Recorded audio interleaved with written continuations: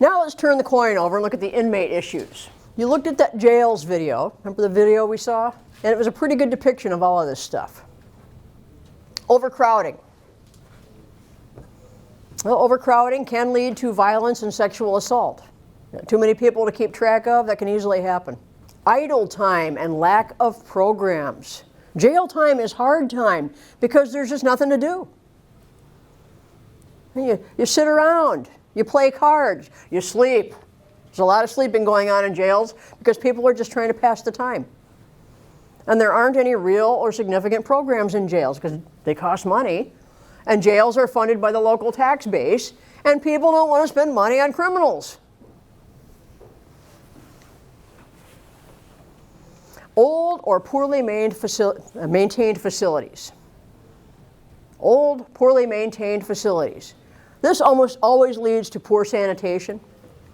Because when you've got an old facility and then you overcrowd it, then you're putting a lot more people in a space that was not intended for that, and you're putting a lot of stress on the electrical, the plumbing, all of that kind of stuff. And it's almost always the plumbing that goes first. You start having backups and broken pipes and sewage, and it's just bad. Lack of fresh air and exercise. Usually there are not enough staff on at a given time in a jail to be able to get inmates out on any regular basis and get them some exercise. Even if the jail has an exercise courtyard, most jails require that if inmates are in an exercise courtyard, somebody's got to be on the roof that's armed, which means you have to have an extra body.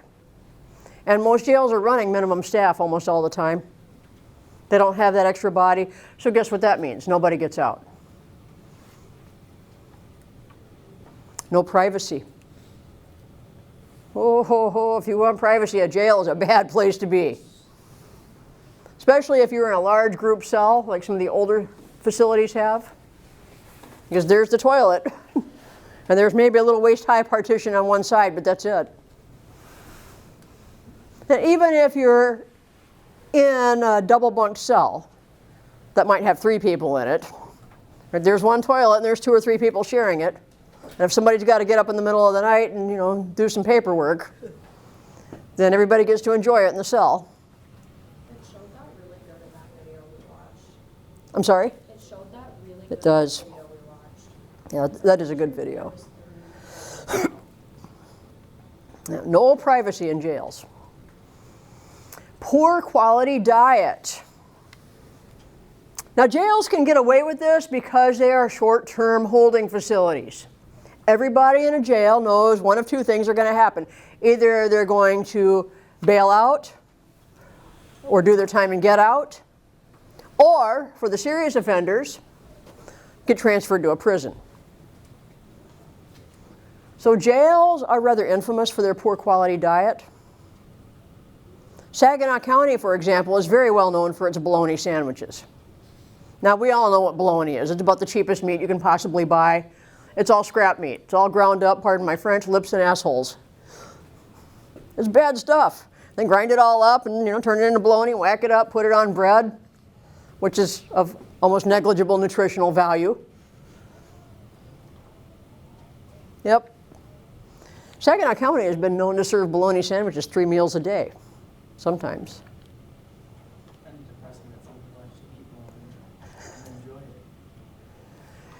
You know what limbo dancing is? Where there's a pole and you see how low you can go to get under that pole? That's kind of what we're doing here with the diet here.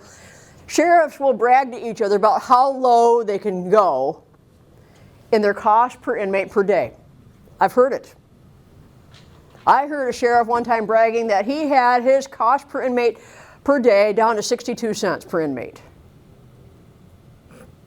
Now, granted, this was a while back, but still, even for its time, that was incredibly low. How do they do that? They serve cheap food, and not a lot of it. Now, the law says that we have to meet basic nutrition requirements, but those are pretty minimal.